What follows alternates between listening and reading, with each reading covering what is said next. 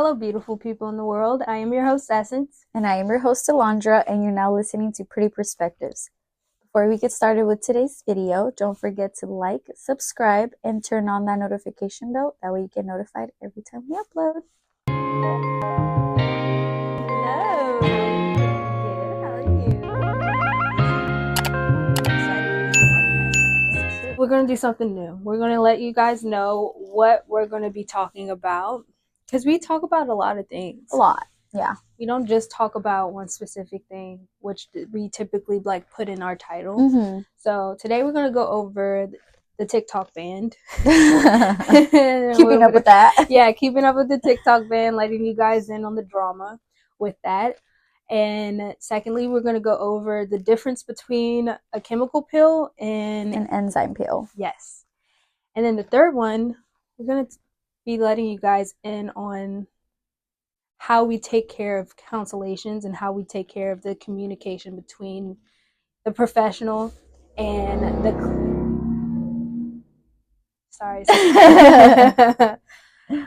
professional side of how to communicate with your client on cancellations if that client is continuing to cancel on you.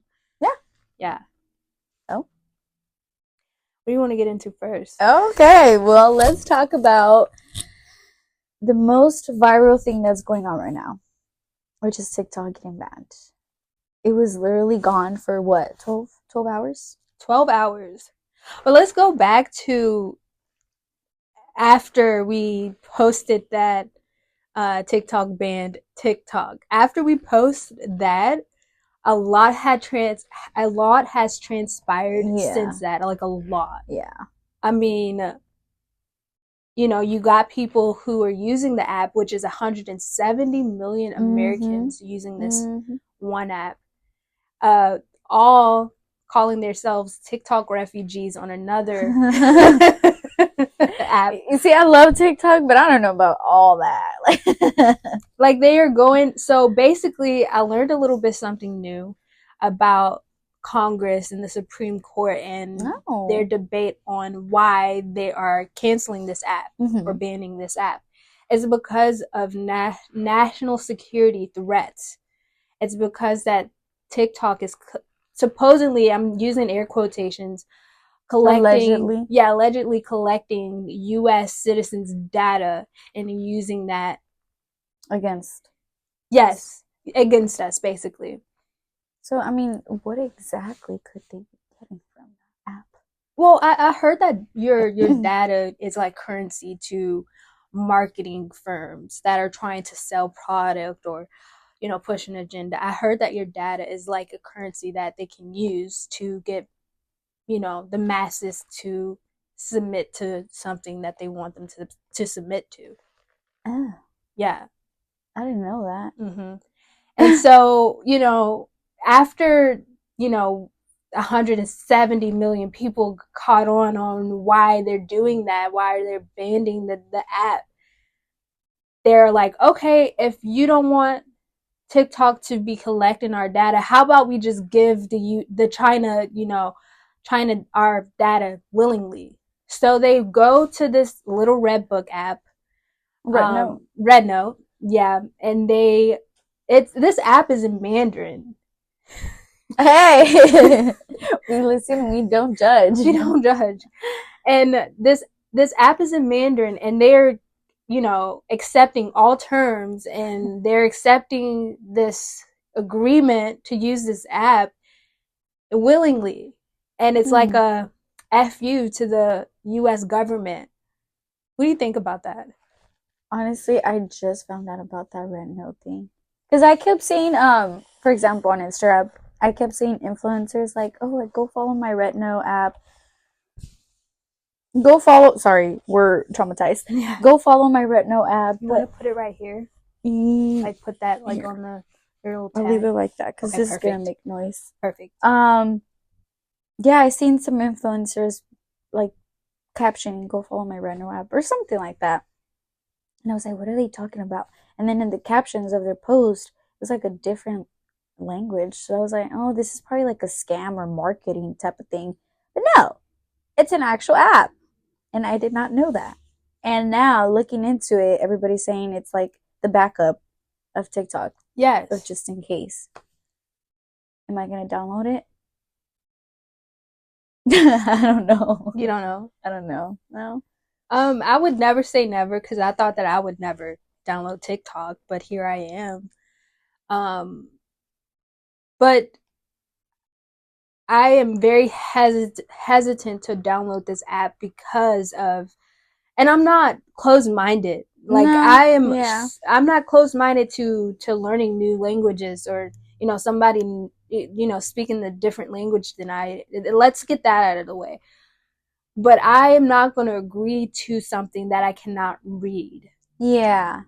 Does that make sense? I don't want to sound like I'm tone deaf in that, but basically, why am I agreeing to something in a different language? And it's just going to be very, very foolish of me to do because you just never know nowadays. You never know. And, come to find out, but I believe this app is the same as any other social media apps, but when you're, posting content on this app, your content is no longer yours. So they can use your content any way they see fit to promote that app. And you don't get any type of compensation for it because you're agreeing to those terms. I didn't know that. Mm-hmm. So I'm looking at it even though I don't post on TikTok that often, I do know that my content isn't going to be, I don't know. Honestly, you never know. You never know because they're always, social media apps are always updating their agreement terms. Yeah. And I'm telling you this right now, because of that, they're probably doing the same on that app, always updating their agreement terms, and you don't even know. You don't even know what's going on. Mm-hmm. No, I don't know, because I posted on my little, on Instagram, I did a thing. Like, I've been staring at the ceiling for the longest because it was usually the time where I scrolled through TikTok, but I was like, what is going on? I don't know. A lot of people were going, like, freaking out. A lot of people were trying to, like, hack into the TikTok thing. VPNs. And honestly, I woke up this morning and I was like, okay, it's not working. Oh, well. Until you told me earlier, go check out the Rednote app and, like, type it in your TikTok. I'm like, it's working? Because at first, it kept just saying that that post everybody was posting. And then it said something about my Wi-Fi. So I was like, you know what? Okay, it's gone. That's it. I'm done. Yeah. That's it. Yeah. But I didn't, like, physically go and check, like, okay, is it working or is it not? Because I just kept seeing that it was working. Yeah. But yeah, I don't know. Yeah. The funny thing is that my sister is in another time zone as me. So she's 3 hours. She's 3 hours ahead of us. And so around 9 o'clock or 8 o'clock, guys, around 9 or 8 o'clock, my sister calls me. It stopped working. No, she FaceTimed me. Get this. She FaceTimes me with her little niece. And she was like, share your screen. I want to doomsday scroll with you on TikTok. I'm like, okay. So I'm like, I would definitely do that for you if, we had TikTok. But around 9 o'clock, it was, it would be 12 o'clock over there. It was banned over here as well around 9 o'clock. And I was so shocked because I'm like, it's not Sunday yet. No. Why are they banning this app? It's 9 the o'clock. 19th, right? It was still the 18th. That's why I'm like, yeah. I don't know. And I don't know, like, I didn't take into consideration how, like, real and everything is when it starts saying about Trump and all of that. I was like, okay, you know what? I'm just gonna get out of this. Yeah, while you can. Yeah. Yeah. It's okay. But like, it's fine. But this band is still... It's an active thing, right? Yeah, it's still active. They're just putting a 90-day... extension on the app. Exactly. Yeah. So we have 90 days. We have 90 days and counting.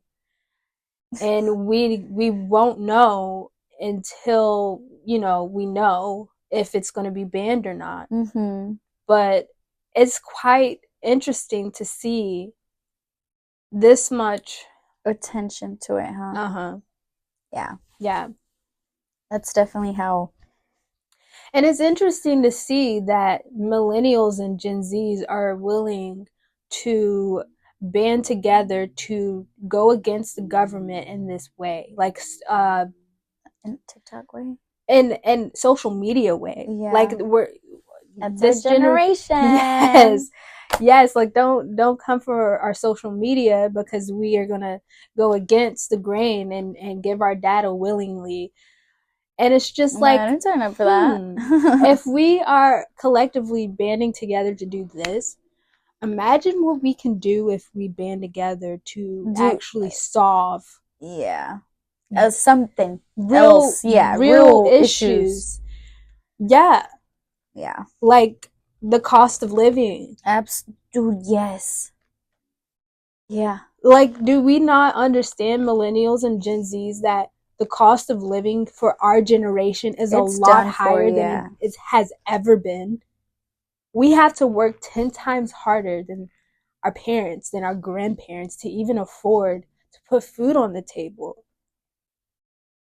I feel like we can definitely come together to figure out how we can solve this instead of, because I love TikTok.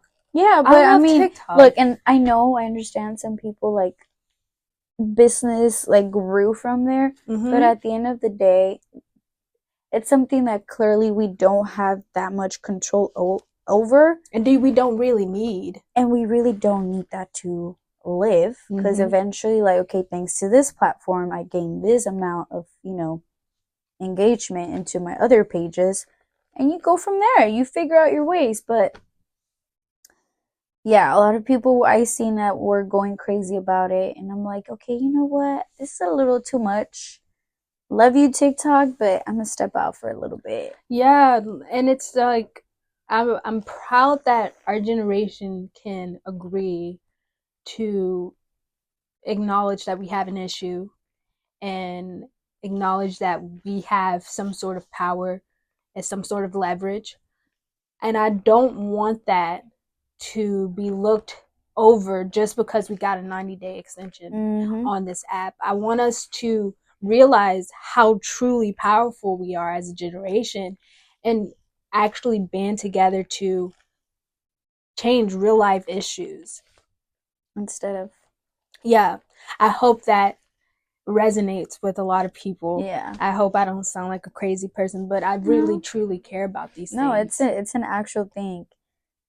It's an actual thing. It's I feel like the more, like, for example, I'm only 22 years old, but the more I think about my future, the more I think of, okay, eventually I want family, how expensive it's going to be. It makes you just want to be like, you know what? Never mind. If I'm barely going to be able to afford to take care of myself and my space, am I going to be able to afford a family, a mortgage, a car payment? Yeah, for real. Seriously. It's a lot.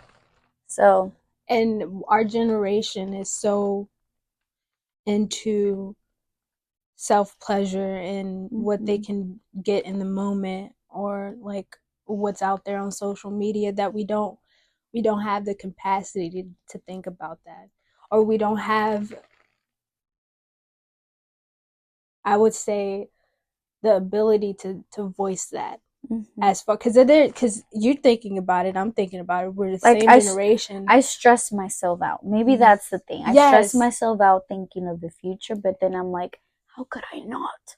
How can you not? How can I not? And then you think that, am I the only one thinking about this? Because when you get on social media, you look at all types of things on there, but you're not looking at what we're talking about right now. No. Like that's generally not the topic of discussion, and it's taboo.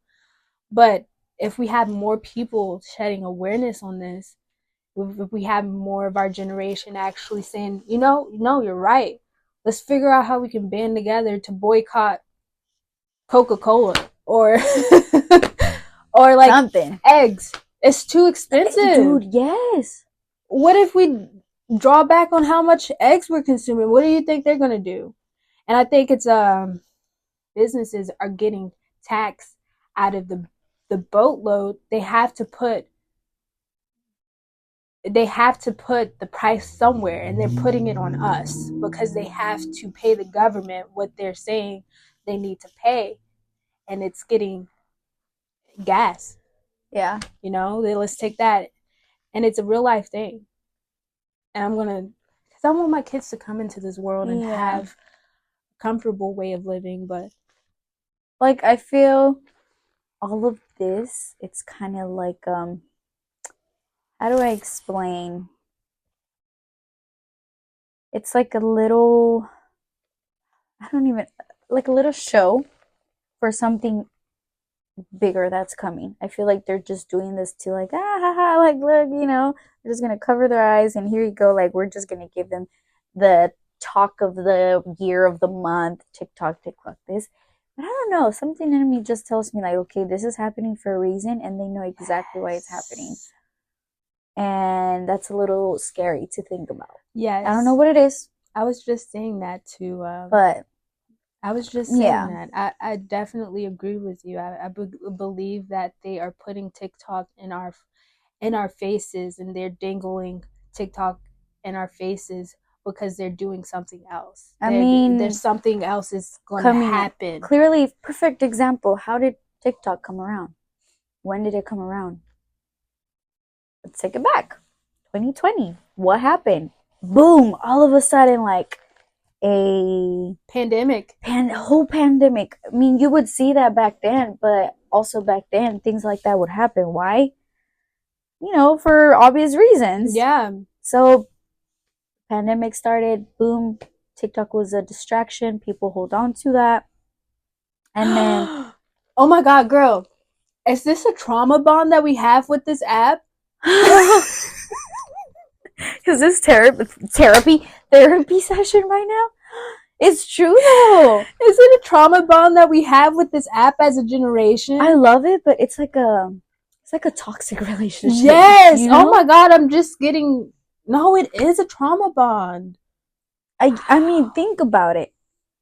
When the pandemic started, and 2020 will forever be a year that I'm never gonna get. Like, it's never gonna settle with me.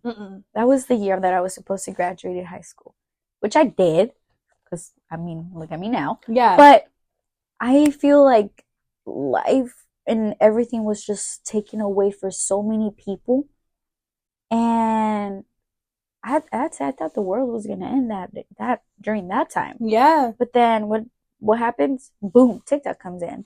Oh my God, so much choice, so much everything. Well, there's so much things going around. 4 years later, think about that. 4 years later, what's happening? It's getting banned. Something crazy is going on. Something else is coming in our future I don't know, y'all. We'd have allegedly, we're just, throwing this as a theory, but it is a theory. All of this is theorized, but girl, you got me over here like, oh, this app is a trauma bond that we have. It really is. Oh my goodness. Whoa. Yeah. Hey, don't get me wrong though. We got to figure out how we can. It's not a bad app. No, we're telling you guys, everything has its both sides to it. Yeah. I mean, for example, I'm still hopped on with Facebook, right? But I mainly use that, because of family pictures. It's more like family oriented. Yes. My grandmother is literally on that app. I communicate with her. Yeah. But I don't know if you have Facebook just yet, but there's a section where there's just videos. Okay. Like a little scroll section? Yeah. Okay. Or even like if you click on a video, like if you scroll, same thing as Instagram or TikTok, whatever, videos come up. And I always see these very inappropriate videos. Yes. There's a lot of inappropriate things on Facebook. And I'm like, why is this a thing? Like, there's no like really restriction or anything like that. Nothing. I had a Facebook when I was like so young. My parents probably didn't even know, but it wasn't like that back then. It was not. No, I'm glad that you brought that up because Facebook... And nobody's saying anything about that. No, Facebook and Instagram. Okay, the difference between TikTok, and Facebook, and Instagram is that TikTok actually shows you the things that you want to see. Mm-hmm. It actually is customized with to your liking, to your interest. Yeah, the algorithm is different. The algorithm is doing its thing on that app. Absolutely. But but Instagram and Facebook, let's take Instagram for instance. I follow you, right? And I won't see what you post until a day or two after. Yes. Mm-hmm. Because my actual feed, not my For You feed, my actual feed is showing me things and profiles that I don't even follow. You don't even know. Yes.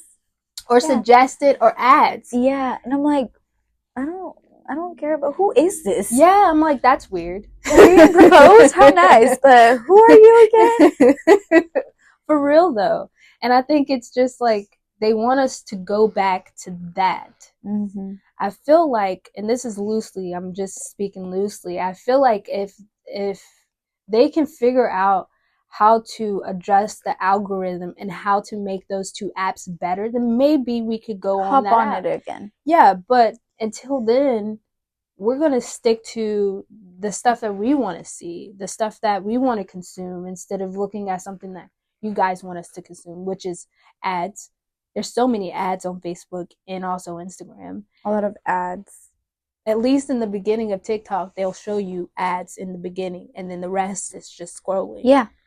And or at the end of what you just watched, they have ads, which is no big deal. It's something that's manageable for us. But on those two platforms, it's just ridiculous. That's what I was like realizing. I'm like, okay, there is inappropriate stuff here, which I'm not gonna say TikTok has been perfect, because it has not.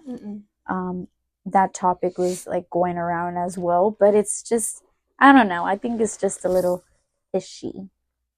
That, I mean, Twitter, perfect example. Now X. Yeah, now X. Like, are you on that app? No, me neither. No, like Threads, it's a thing now. Are you on there? I had downloaded it, and I'm like, okay, this is the same thing as Twitter, so I'm like, let me just cancel it. But I think you can't cancel it. You could delete the app, but if you get it, it's still gonna be there. You're always gonna be logged. Yeah, I think so. Yeah. I don't know. Yes, you're right. If you get on Threads, you'll always have. You can't delete it because it's tethered to your Instagram. And speaking of Instagram and Facebook, since the bill has been of banning TikTok has been in the Supreme Court, Mark Zuckerberg has been taking a huge hit in the economy, in the stock market. I'm not sure how many percentage it was down, but last time I seen it was like 15% down. Like, it was bad. Yeah. If he's down, I think if 300,000 or so people delete, probably a little higher, give or take, people deactivate their account, Mark Zuckerberg would be down billions of dollars. That's crazy. It is. But that's how serious this generation is today. Like, we mean business. This is so interesting to see, because it's a social media war. Yes. Like, it's warfare that we're having. And I'm not gonna lie, I'm not really proud of my generation. But then again, we are that generation. We are that generation, for real. We're the future. Yeah. We're future senators, we're future judges, we're future prosecutors, we're the future. So it's just like, if we can see how powerful we are with changes in social media, I believe we just should imagine what we could do in the future. Yeah, keep it going and actually talk about things that we can actually change to make cost of living. Perfect example. Okay, so half of the 107 million, a little give or take, went over to the little Redbook app, right? The Red Note. And the people on that app, they're Chinese people, because they're Chinese. Okay, And, you know, you have people over here communicating with them. One of the people that joined the app was like, I'm clocking into my second job. And they're like, what? You got 2 jobs? Who said that? One of the U.S. TikTok refugees. Because you know how they've been getting on the little Red Note app, and they've been going on to other people's live streams, and they're asking so many, like, they've really been welcoming the TikTok refugees with open arms, and they are curious to know how it is over here. And one of the things that they find so interesting is that we're working 2 jobs over here. And they're like, what? I'm like, yeah, you don't do that. I'm like, but they're like, oh my goodness, like that's, or for another thing, for instance, we think we're free. And they're like, no, you guys aren't free. You just are being told that you're free, and then you're getting all this stuff. And it's actually interesting to see what the other people have to say on that app, because it's so different, and it's something and that's the thing. It's like we're in the same planet, but it's completely different worlds. Oh, yeah. It's kind of scary. But I'm glad that people are getting on that app and they're making new friends, and the people who've been using it for years has been, you know, they have their arms open with, you know, welcoming TikTok refugees, and they're willing to help us learn Mandarin and help us understand the app. They don't have to do that. No, they don't. But they are doing it because they're really curious to know, like, how it is out here, how we live in, how we, yeah. It's pretty cool though. I like how it's just crazy how like all of this is going on because of an app. Yeah, I don't know, but honestly, you learned so much. I definitely want to say a thank you to TikTok. TikTok. I'm definitely gonna miss all of those recipes. I learned how to cook there. I learned a bunch of hacks, and I also learned a bunch about skincare as well. And that's something that I'm always gonna be grateful for. Oh yeah. And you also, thanks to that platform, I was able to go to places that I've never been to. Like food-wise, things like that. Yeah. So I don't know. You will be missed. Yeah, TikTok will be missed if they can't figure out how to come to it, or an agreement or something. Well, mark my words, even if they come to an agreement, that app will not be the same after 90 days. It won't. Regardless if it stays around or not, there's going to be some sort of change, because that's what they're fighting for. Essentially, there's something that the U.S. government is not in alignment with, and they want it gone. Okay, this is just a thing of me. Maybe me and my theories. Imagine they keep the same like thing of TikTok, right? But as soon as you go in, you have to type in your last 4 digits of your social security. And then from there, you have to physically go somewhere to get approved to see if you're like a good account or username to be put out there. Like a user. Does that make sense? Yeah. I don't know. That's just probably just they me want being more, crazy. They want more data. They're like physically like, can you make it a TikTok? Are you gonna be good on the For You page? Imagine that's a thing. Oh my god, let me stop. But you know, the little Redbook app is putting IP addresses on your profile. Ooh. So you know that our generation does not care about that. As long as we get that dopamine hit, we're good, because we already know that the U.S. government is taking our data regardless of if we say yes or no. Yeah, we already know that it's been something that's been around. I mean, we're not you know, blind to it. It's just, you know, it's just how the cookie crumbles. as long as we keep like we're good. Oh my god. Yeah. Was it you that was saying it, or was it somebody else? Like we keep looking. That I think it was on TikTok actually. That, you know, when you're scrolling, right? Mm-hmm. And the reason why some videos keep popping up the same is because that app is actually able to see like your face and see how you react to it. That's why a lot of the same content comes out. And some like there was this other person that said like every time I see something funny, I just stay serious. I'm like, no laugh, no reaction. I'm like, oh, okay. All right, the next topic of discussion. Let's talk about the difference between a Jasner pill or a chemical pill and an enzyme pill. Which one do you want to start with? Well, since right now I'm in the journey with a client where I'm actually going to be hopping on into a Jasner pill to, go within deeper with her whole journey or her whole treatment. But what I've been learning is that chemical peels are actually a bit more stronger and deeper exfoliation than, compared to enzymes. Because an enzyme, mostly everybody can get, but not a chemical peel. Yeah. And chemical peels use like acids, like glycolic acid.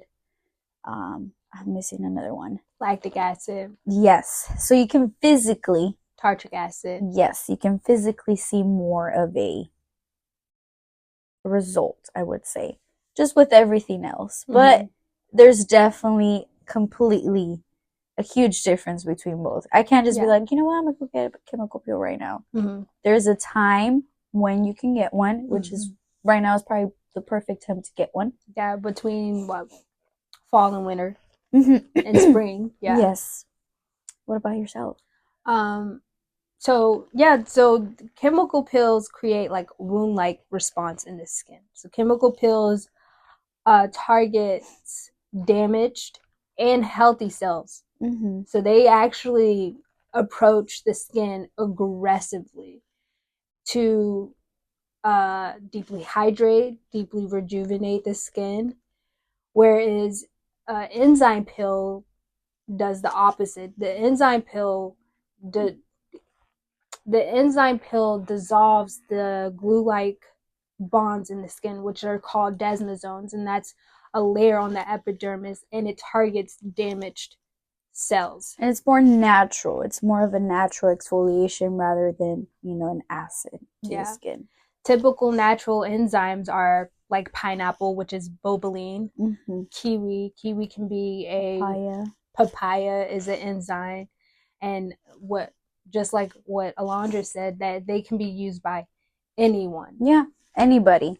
I was reading it typically works more for like sensitive people, but for the most part, I mean, it can be for anybody. Yeah. I lost my train of thought.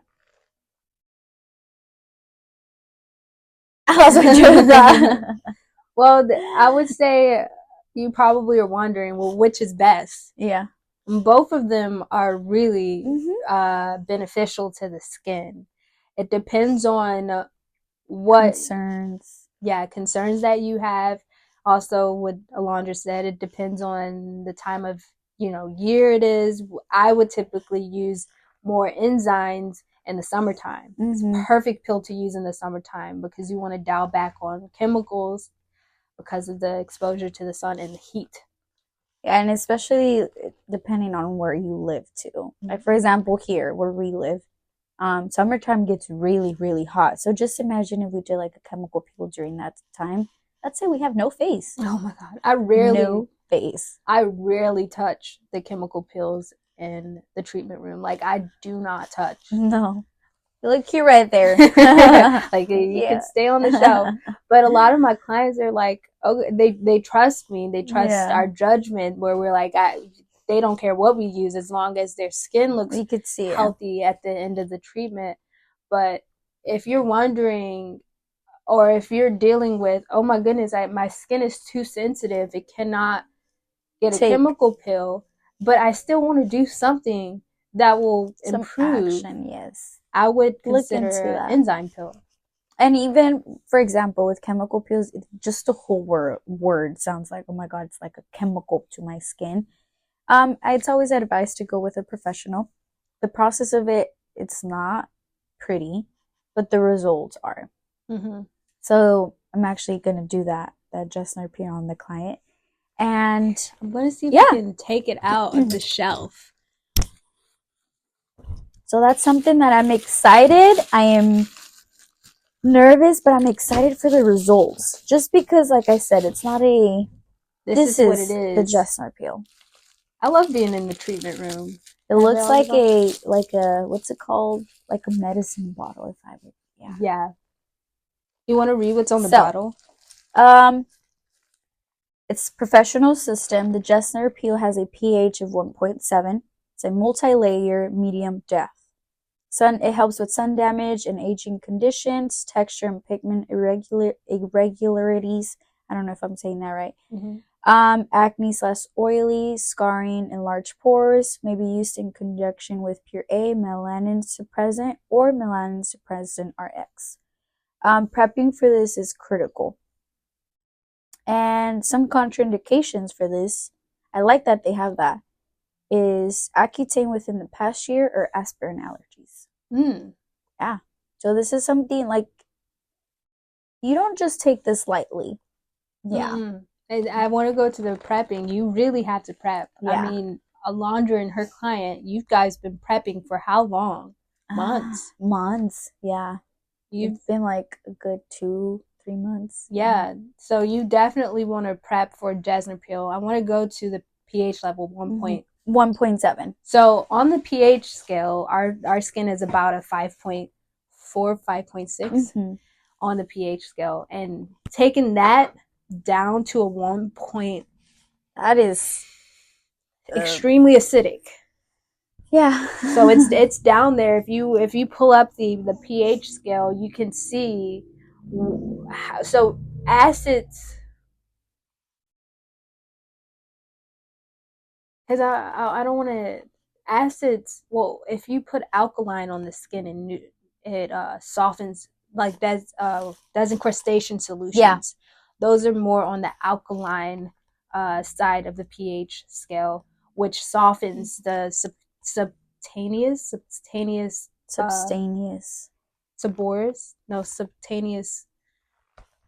glands, the seborrhous gland, the oil glands, sebaceous. Yes, the sebaceous glands. It softens the glands in prepping the skin for extractions, and chemical peels does the opposite. Completely the opposite. Yeah, it actually brings the skin down, and what does it do?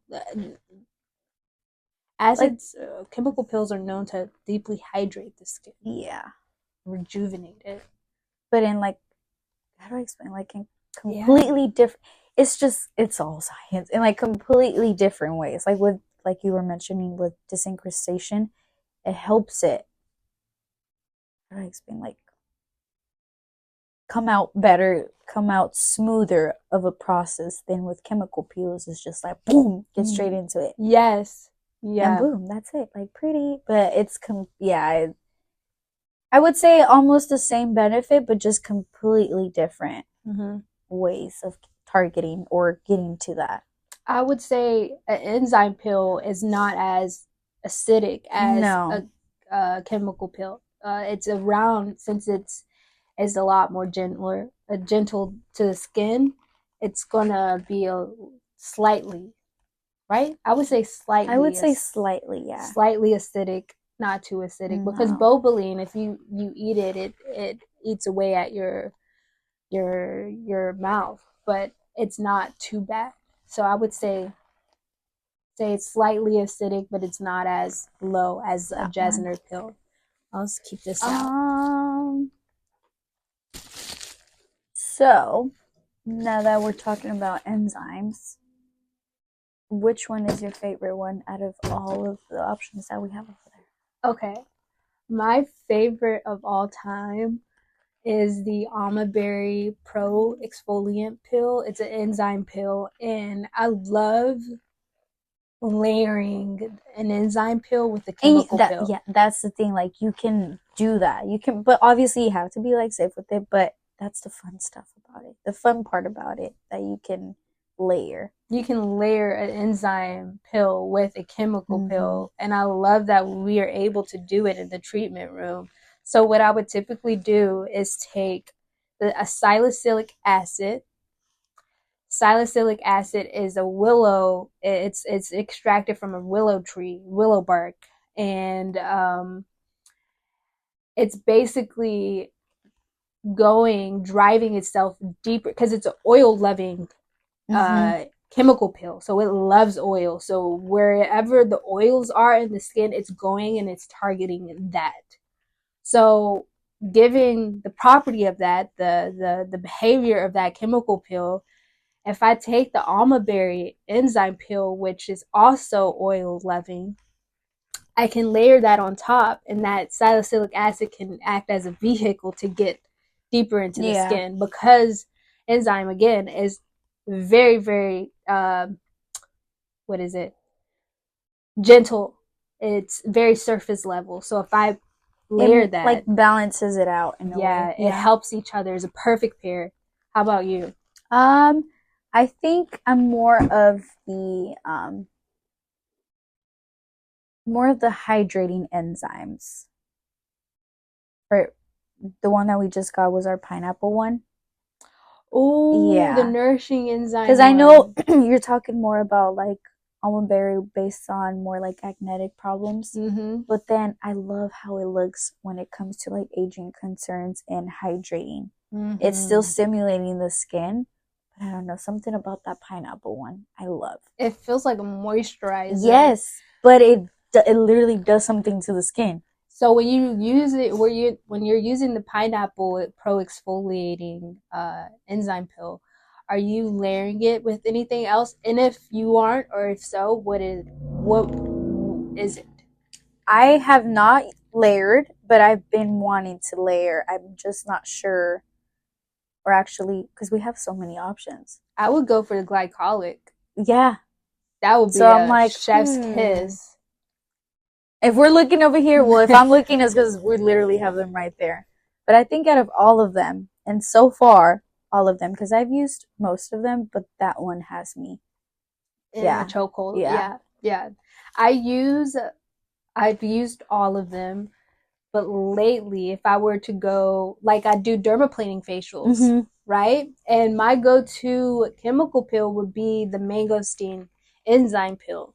Oh, that would probably the second one on the list. But that pineapple has me there. Yeah, but since we've gotten a plethora of enzyme pills on the shelf, my go-to enzyme pill after a dermaplane would be the Barbados cherry for someone who is anti-aging, or the pineapple one for hydration. It's amazing. With pineapple? Yes. Oh my God. It's the skin is just glowing. I'm like, we didn't put your moisturizer on yet, and you're over here. I think that's like why glowing. I like it, because it does. Enzyme can sound like a very, almost like a chemical peel, like just the term wise, but it's not. It's actually a very friendly thing that you can use for your skin.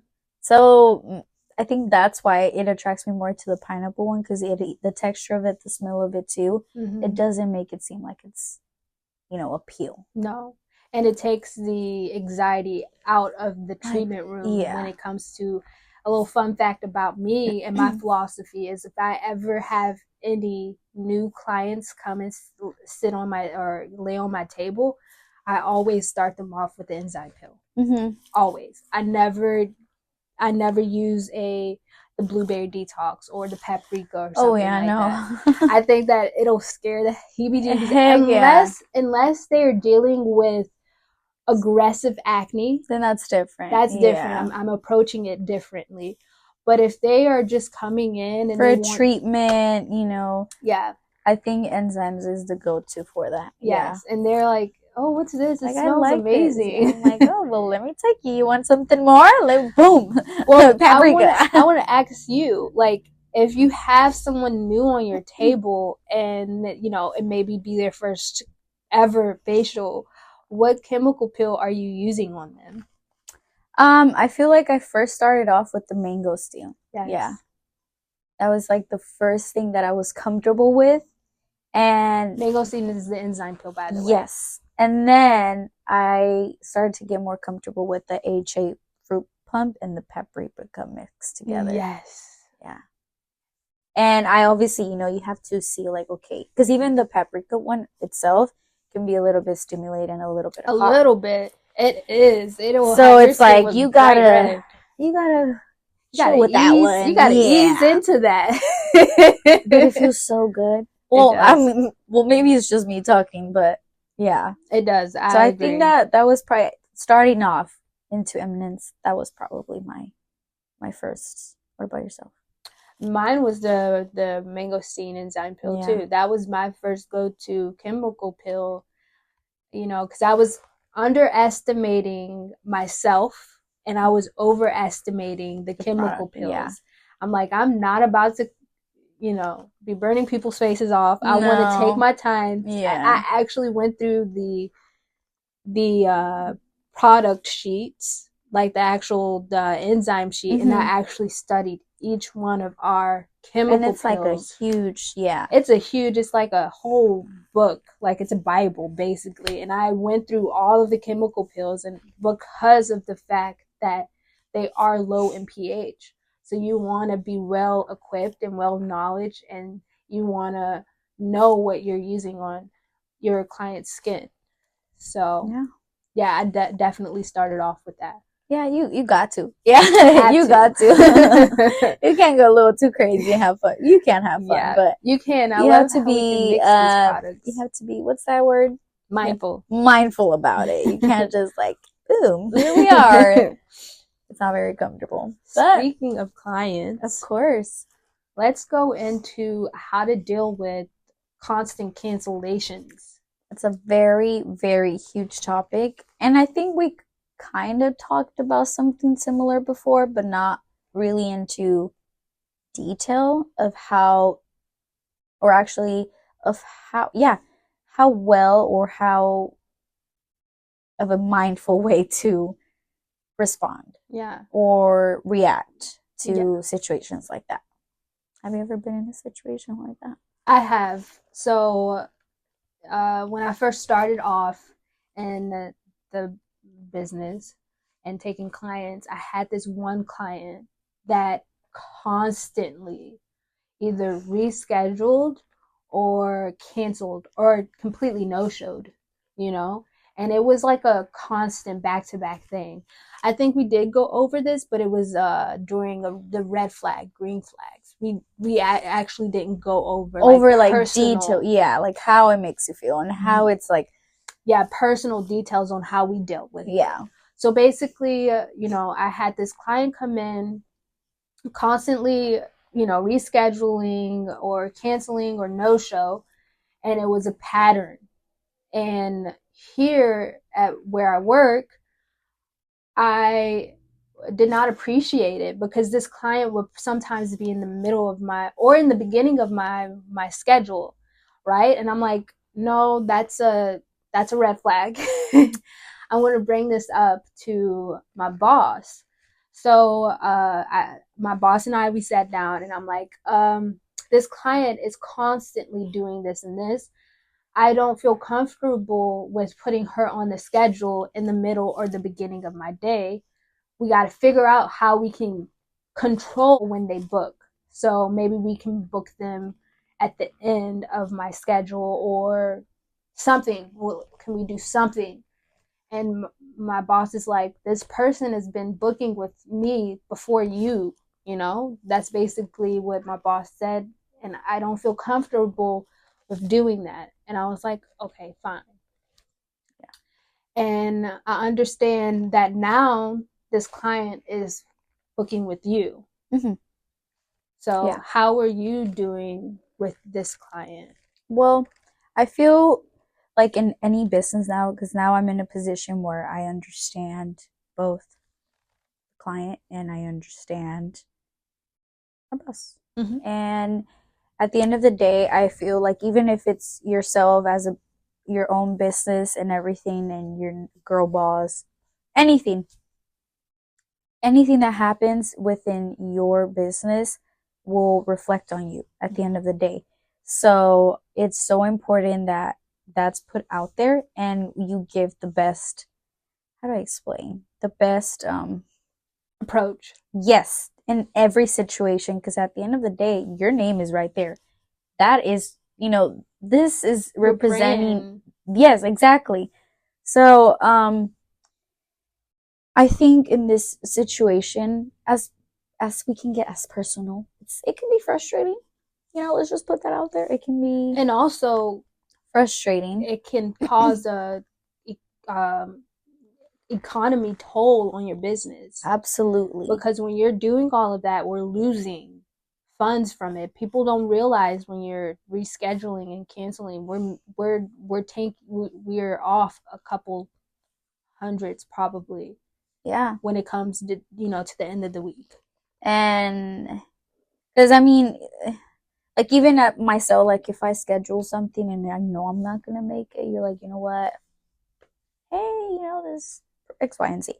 But yeah, I think I've definitely been on that same boat. It can be frustrating, and I think the best thing that I was able to do was bring it up again. So, since you've been seeing this client, let's go back to me. I've only seen this client since I started twice. And the rest has been either cancel, no show, cancellation. Mm-hmm. But with you, how many times have you seen the client, or how many no shows or reschedules or cancellations? Exactly. It's hard to tell. A lot, probably. But yeah.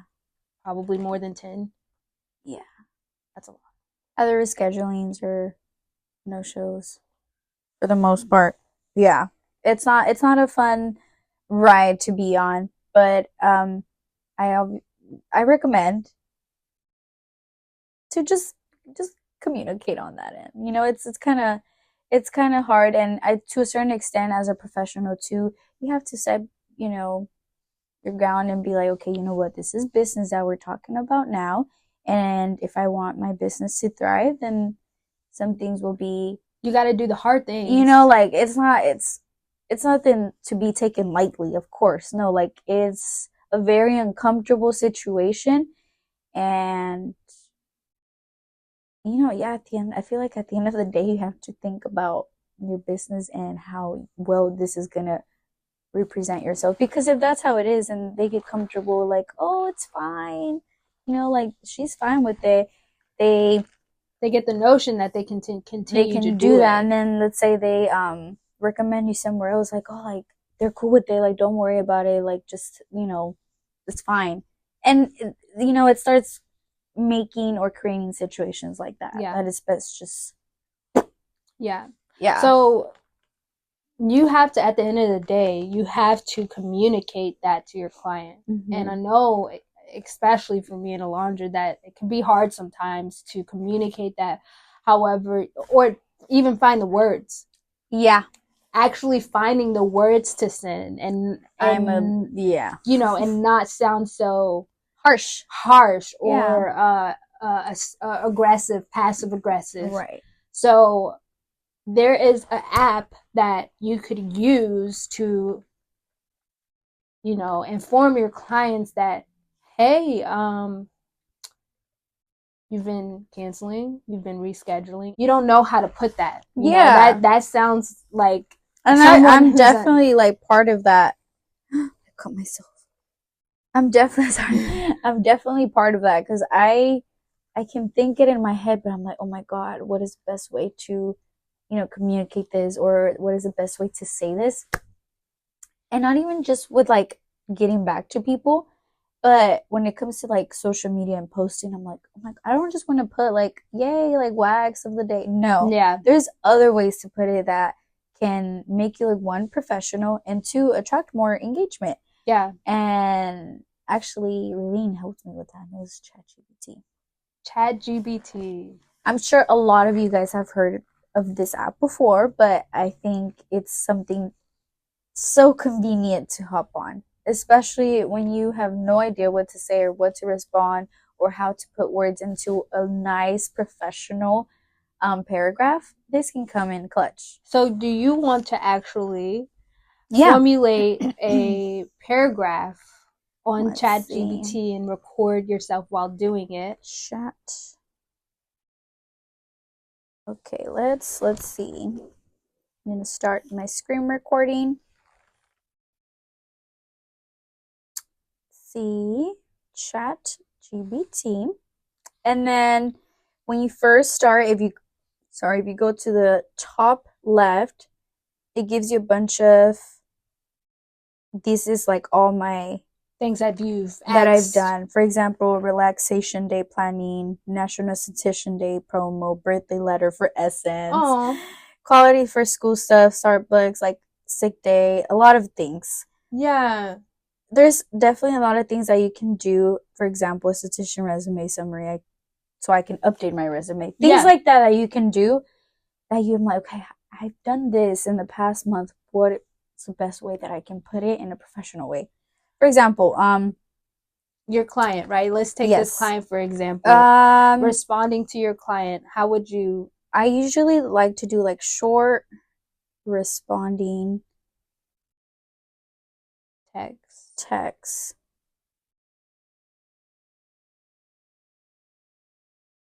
About cancellation policy, right? Yes. Just for example. Yes, just for example. That's it. Yeah. Press send. It's like you're literally texting. Hi, just a reminder about our cancellation policy. We require at least 24 hours notice for any changes or cancellations to avoid a fee. Thank you for understanding. Yeah.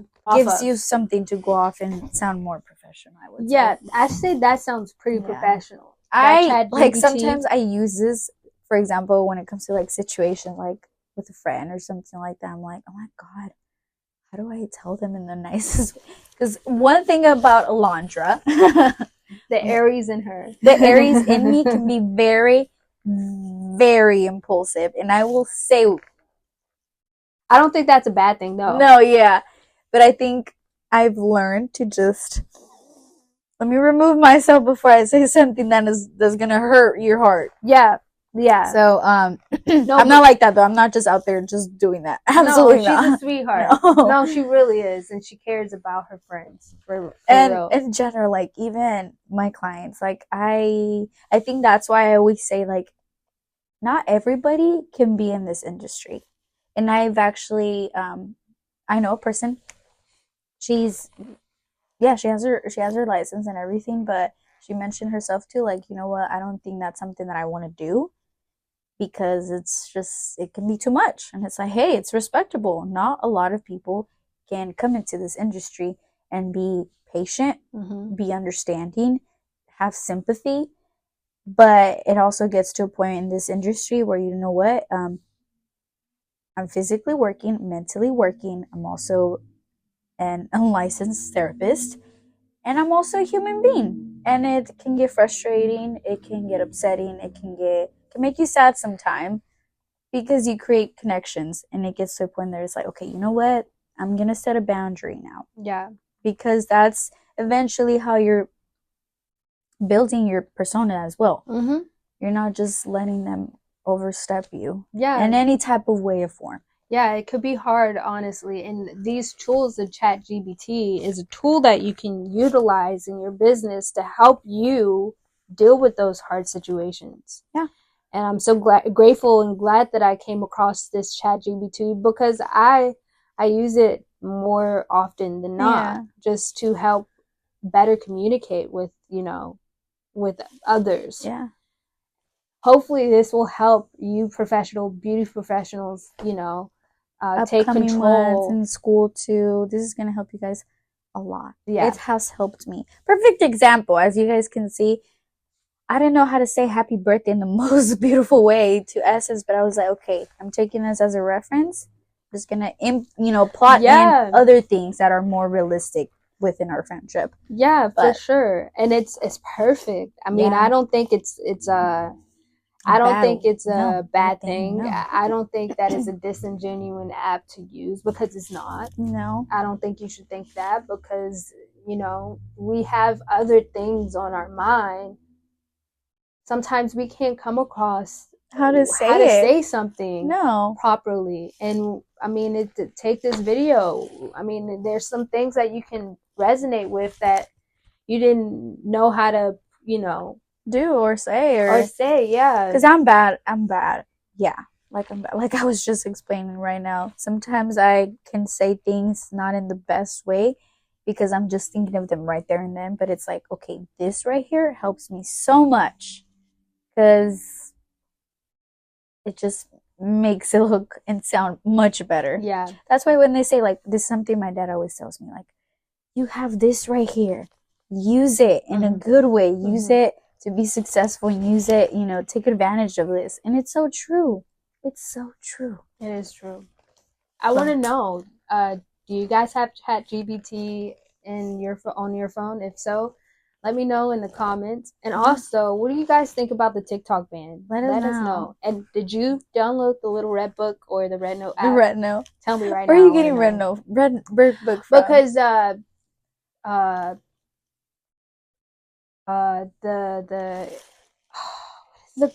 actual name of it called? Red Note? The actual name of it came from China's history. Oh, it's the little that's why. It's like from Mandarin onto actual, people. It came from that. People shorten it to Red Note, but it's actually a little Red Book. Good to know. Yeah. But this was good. Yeah. This was definitely a good chat. Literally, a good chat. But I hope you guys enjoyed this episode.